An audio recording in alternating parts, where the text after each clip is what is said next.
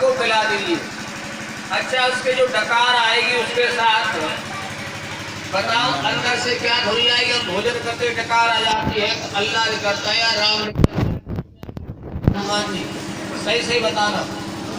ओम की ध्वनि निकलती। जितने वेद मंत्र ब्राह्मण बोलते, विवाह में बोले, पूजा पाठ में बोले, ईश्वर का सर्वोच्च नाम क्या है तो यहाँ भी लिखा है। इसलिए भाइयों बहन, ईश्वर का सरल और वैज्ञानिक सबसे बड़ा महान, इसमें सारे नाम आ जाते ईश्वर के। तो भगवान कृष्ण कहते हैं दर्शन कबार के तस्य वाचक प्रणव, उस परमात्मा का वाचक नाम ओम है। हे अर्जुन ऐसे जान। तो परमात्मा का नाम ओम है। ब्रह्मा उसी का नाम है, विष्णु उसी का नाम है। ब्रह्मा विष्णु रुद्र ईश्वर सच्चिदानंद स्वरूप निराकार सर्वशक्तिमान न्यायकारी दयालु अजन्मा अनंत निर्विकार अनादि अनुपम सर्वाधार सर्वेश्वर, कितने अनंत परमात्मा के नाम हैं। लेकिन उस परमात्मा का मुख्य नाम क्या है मेरे भाइयों? ओम। इसलिए भटकने की जरूरत नहीं है। अभी कुंभ का मेला लगा था वृंदावन में, अर्धकुंभी। हमने भी यदि अपने राम मुनि जी के सहयोग से अपना कैंप पर पंडाल लगाया परिक्रमा मार्ग में, अपनी जगह थी गुरुकुल विश्वविद्यालय वृंदावन की, वहीं तो गौड़िया मठ के अन्य साधु संत बहन भाई आते बैठ जाते, चल देते। कभी कभी गर्मी होती तो ज्यादा देर बैठ जाते। मैंने उनसे एक प्रश्न किया जो तुमसे ही पूछ रहा हूं, विचार करना हम कितने अंधेरे में हैं। मैंने कहा भाइयों बहनों, हम भगवान कृष्ण की बात माने या वृंदावन के गुरुओं की बात माननी चाहिए? और मौन हो गए, बोले बताओ तो सही। एक साधु बोला कि महाराज जी, भगवान कृष्ण की बात हमें माननी चाहिए सबसे पहले, और भगवान कृष्ण की अनुसार कोई व्यक्ति कहता तो बात मानने योग्य है।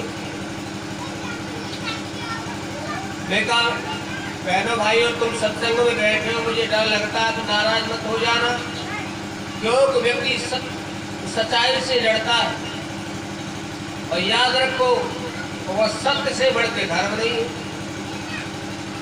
कबीर नाम का व्यक्ति वह भी कहेगा सांच बराबर तत्व नहीं है, झूठ बराबर, आप सब जानती हैं। मैं यहाँ से स्वामी रामदेव जो आस्था चैनल पे आते, पतंजलि बड़ी फर्म है उनके गांव गया। 4 दिन का मेरा प्रवचन था। मेरे स्कूल के बच्चे बुला लिए, बच्चों से कहा बेटा झूठ बोलना। बच्चे बोले झूठ बोलना पाप, और जिसके घर में श्याम। भाई ये तो दिल दूर यहाँ भी जानते हैं, सब बच्चों को पता है झूठ बोलना पाप है, लेकिन कौन सिखा देता है झूठ बोलना? फिर घर में पर कौन पैसा लिए, मम्मी बन डाले, चोरी कर ली, दफ्तर में कर ली, नौकरी में चोरी कर ली, और चोरी पकड़े गए, रिश्वत लेते पकड़े गए, जेल पहुंच गए। और छोटे बच्चे को क्या संस्कार लेकर आए? झूठ बोलना पाप है। ये कौन सिखाता है? अभी संसार के पछड़े में परमात्मा कुछ बातें सिखाकर भेजता, यहाँ आकर फंस जाते, फिर झूठ बोलते स्वार्थ में। सब जानते हैं कि सत्य से बढ़ के धर्म नहीं हो, झूठ से बढ़ के पाप हो। तुम जितनी बैठी हो, हम जितने बैठे, सब कुछ सब जानते। तो मैंने कहा हिम्मत करके भी भाई आप नाराज मत होना। मैं तो अकेला हूँ, तो बहुत बार सारी भीड़ है, एक थप्पड़ मारोगे तो मैं मर जाऊंगा, लेकिन केस लगेगा तुम पर 302 का। संपूर्ण गीता में नहीं लिखा राधे राधे जपो। ये बात यहाँ भी हिम्मत कर कह रहा हूँ कि बाबा महाराज जी आप नाराज हो जाएंगे, बट्टू ब्रह्म पंडित आए हो, बताओ गीता ले आना, 5-4 दिन रहूंगा। यानी कितना बहकाया गया, मेरे गुरुओं ने भोले लोगों को बहका दिया गया। इसलिए भाइयों मैंने बहुत सी बातें झूठी प्रचार कर दी गई। मैं ये नहीं कहता कि राधे का नाम मत लो, ये गीता में नहीं लिखा, गीता में नहीं लिखा। संपूर्ण गीता में था। भगवान ने गीता में कर्म की बात बताई है, योग की बात बताई है, यम नियम आसन प्राणायाम। इसे बताऊंगा भी यम नियम कैसे कहते हैं सरल भाषा में। इसलिए भाइयों बहनों में कह रहा था, परमात्मा का जो मुख्य सबसे बड़ा नाम ओम है। परमात्मा के दो प्रकार के नाम होते हैं, जैसे तुम्हारे भी लोक में कैसे, जैसे आपका नाम है जो भी है, आप किसी की चाची है, ताई है, माई है, बुआ है, दादी है, बहन है, आपसे भतीजा का बुआ जी बना बेटा आप बोलोगी, लेकिन नाम क्या है जो भी आपका है,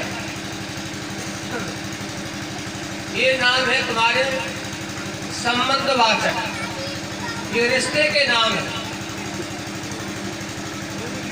जैसे आपके रिश्तेदार बच्चों ने कहा फूफा जी आगे बेटा पानी पिया हो, फूफा जी लो पानी, फूफा जी फूफा बोल गए, ये संबंधवाचक नाम है। एक होते गुणवाचक नाम, जैसे आप कहीं पर रास्ते में गाड़ी लेकर जा रहे हो, आपने कहा ड्राइवर साहब बिना पैसा का नाम रोकना, मुझे अकबरपुर तक ले चल। वही ड्राइवर साहब उतर के दुकान पर गए, अपनी दुकान पर आलू बेचने लगे।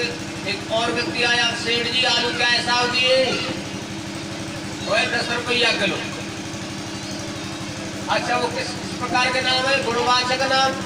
भाई जिसमें गुण देखा, वो व्यक्ति बच्चों को शाम को 1 घंटे पढ़ाता है, वह गुरुजी हमारे बच्चों को ट्यूशन पढ़ा दिया करो।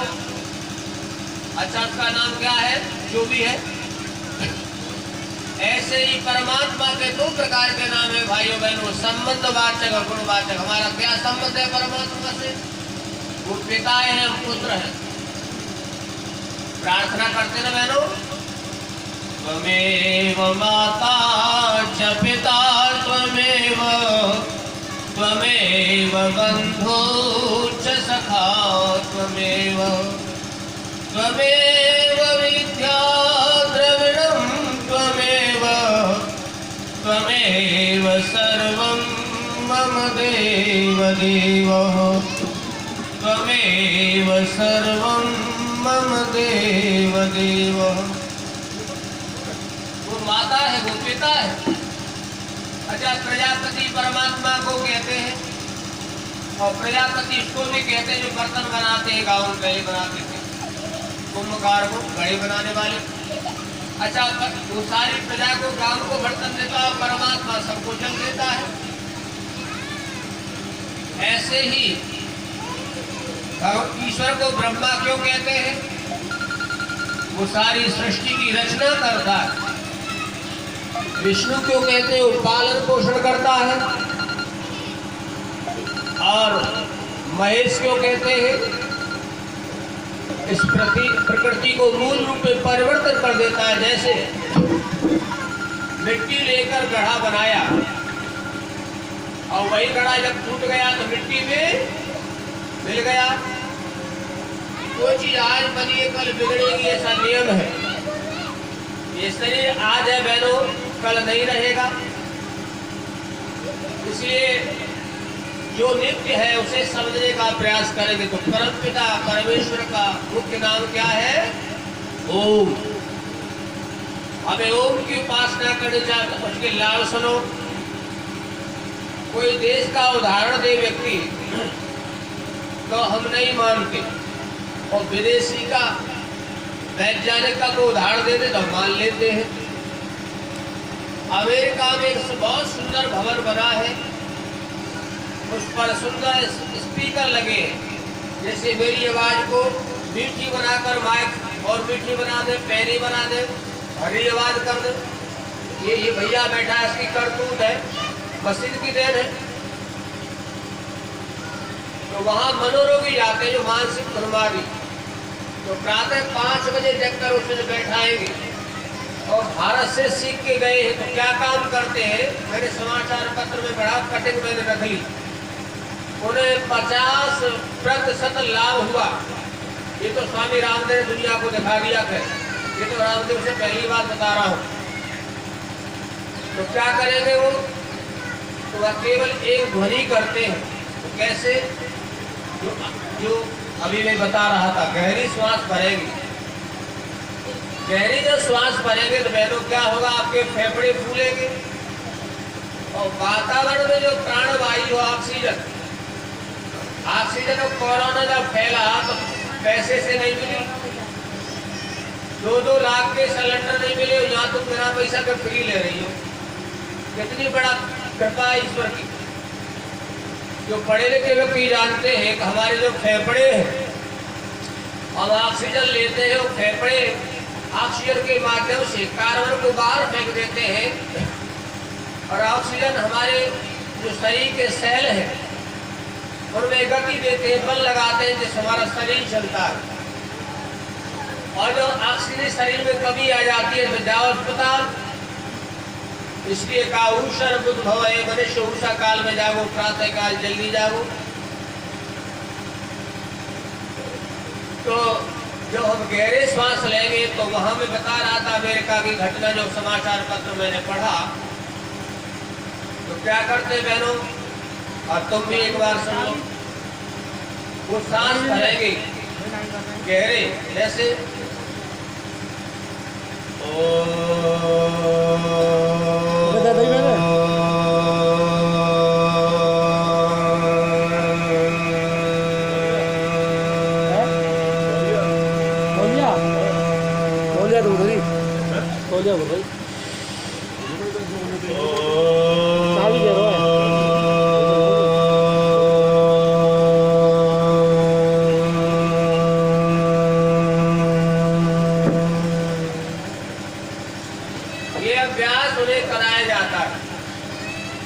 कितना लाभ मिला, चिड़चिड़ापन, गुस्सा आना बार बार, ये मनोरोगियों को लाभ मिला। और दूसरा काम क्या था, नाक में आपके यागी ले जाएगी गाय, उनका देसी गाय का घी नाक में डालना, तो उन्माद आदि पागलपन के लक्षण, उन्हें उसे लाभ मिला। इसका प्रयोग हमारे देशवासियों ने भुला दिया, जो स्वामी रामदेव ने दुनिया से योग दिवस मनाने लग गई, जो रोगी है। इसलिए मैं कह रहा था भाइयों बहनों, ईश्वर का मुख्य नाम क्या है, ओम। अब आप कहोगे इतना तो जान लिया, और उसका स्वरूप क्या है, उसके स्वरूप को कैसे जाने? क्या परम पिता परमेश्वर मंदिर में रहता है, घर में नहीं रहता? क्या केवल घर में ही रहता है? विवाह में तो बाजे वाले ये क्या गाते सुने हमने शुरुआत में, पीछे चाहे गंदे गाने भले गावे, तेरे पूजन को भगवान बना मन मंदिर आली साध। कोई ये नहीं कहता बाजे वाले भैया कोई झूठ बोल लो, भगवान जी तो मंदिर में रहते हैं।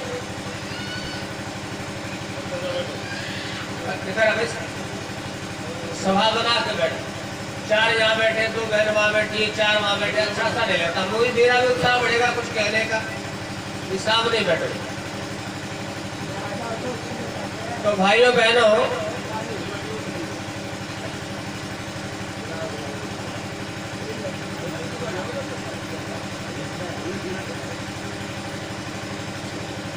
ईश्वर का जो स्वरूप है वह सच्चिदानंद स्वरूप है। और सच्चिदानंद किसे कहते हैं? पहला खंड ईश्वर का जो स्वरूप है वो सच्चिदानंद है। अब आपको सच्चिदानंद क्या है? संसार में 3 चीज अनादि है। कितनी अनादि है? 3, याद रखना, जैसे कोई धोखा हो जाए। मैंने 40 साल से जब से वेद आदि को पढ़ा, अच्छे लोगों की संगति की, तब तक धोखा नहीं खाया, ना किसी को दिया। न धोखा खाया न दूसरों को दिया। तो तीन चीज अनादि बहनों, ईश्वर, जीव और प्रकृति। सुनते ना ध्यान से। प्रकृति, ये जो संसार दिखाई देता है, ये मेरे सामने माइक है, ये पुस्तक रखी है, ये मकान है, ये पृथ्वी पर हम बैठे हैं, ये प्रकृति है। और प्रकृति पूर्ण है।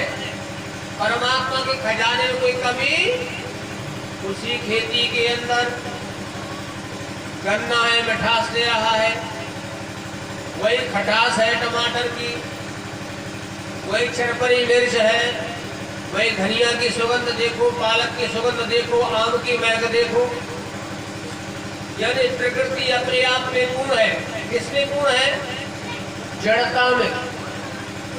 प्रकृति जड़ है बहनों, भाई ध्यान से सुनो। प्रकृति क्या है? जड़, चेतन नहीं है। जैसे इस तख्त पर मैं बैठा हूं, इस तख्त को ये पता है कि मैं तख्त हूं? बताओ, आप विचार करो। जैसे हमारे भाई कुर्सी पर बैठे, ये कुर्सी जड़ है, चेतन नहीं है। ये कुर्सी को यह नहीं पता कि मैं कुर्सी हूं। पता है क्या? नहीं पता।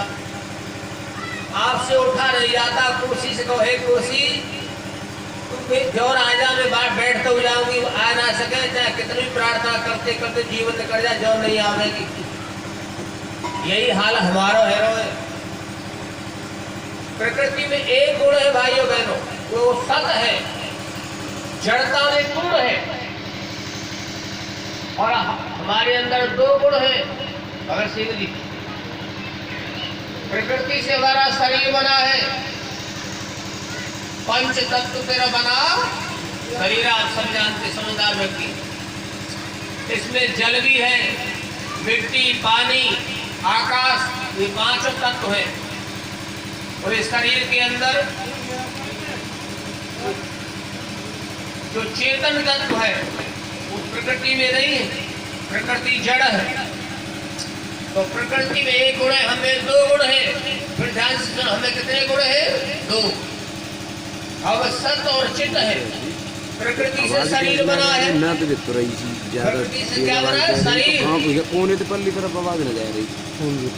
और हमें चेतनता है, हमें ये पता है मनुष्य है, ये महिलाएं बैठी है, महात्मा जी बैठे, ये मंदिर है, राधा कृष्ण का, ये हनुमान जी का मंदिर है।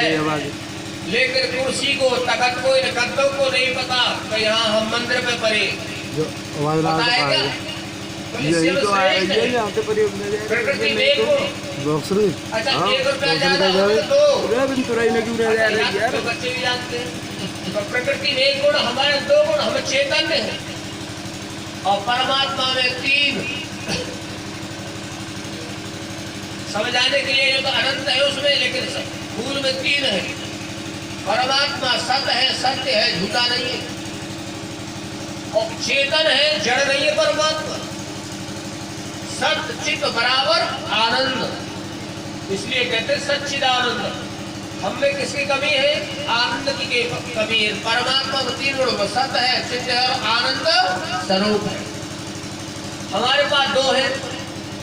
अब हमें कहाँ जाना चाहिए? वह 2 गुण तो आए, हमें 1 रह गए। अब इसके पास 3 गुण है, वहां जाना चाहिए, या जाके पास 2 गुण है, वहां जाना चाहिए? बहनों, तुम फैसला करो। और सिर हलाने करो, या तो मैं समझ लो, तो समझ नहीं तो बेकार है मेरे मारो। तो पता चला कि भाई जाके पास 3 वस्तुएं, हम वहां चले। आज हम जड़ के पास बैठते हैं। अरे जल के पास बैठे, पानी के पास बैठे तो क्या शीतलता आएगी या गर्मी? फिर नारायण मत होना, मैं बिल्कुल कुछ बात, कोई किस पुस्तक है, पुस्तक में 90 बात बढ़िया है, 10 खराब है, फेंक दे कूड़ेदानों का, बेकार है। वो अच्छा व्यक्ति नहीं है। अरे 90 तो बढ़िया है, बाकी छोड़ दे। तो जो बढ़िया हो उसमें ग्रहण कर लेना। तो परमात्मा में 3 गुण है। सत है, चित्त है और आनंद स्वरूप है। अब हम कहाँ जाना चाहिए, इसके बाद आनंद है। एक उदाहरण से और समझो।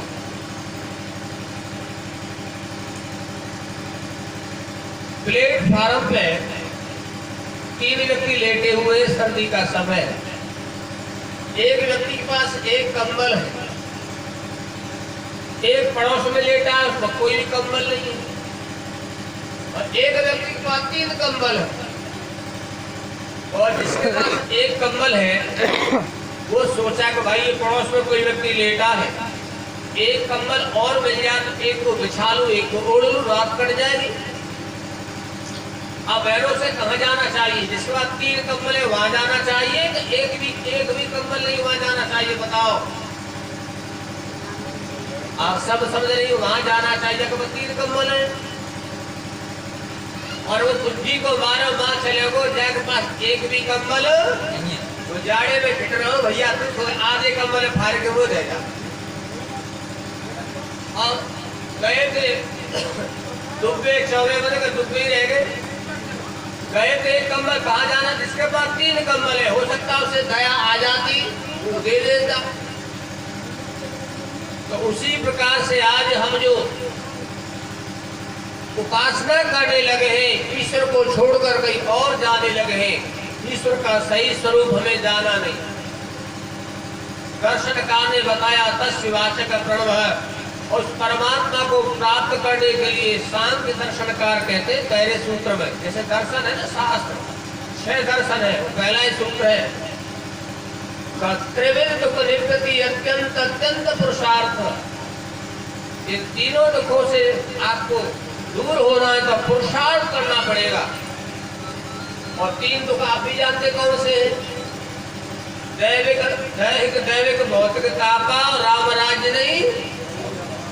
ये 3 दुख है, सबके साथ लगे। इसलिए मैं कह रहा था कि ईश्वर में 3 गुण है, वो सत है, चित्त और आनंद स्वरूप है। इसलिए हमें ईश्वर को भले प्राणी जो चाहे कल्याण, व्यापक ब्रह्म अजन्मा है, सर्व सुखों की खान। एक भजन सुनेंगे आज, इसी विषय में फिर मैं आगे उस परमात्मा की चर्चा को आगे बढ़ाता हूँ। सुनिए।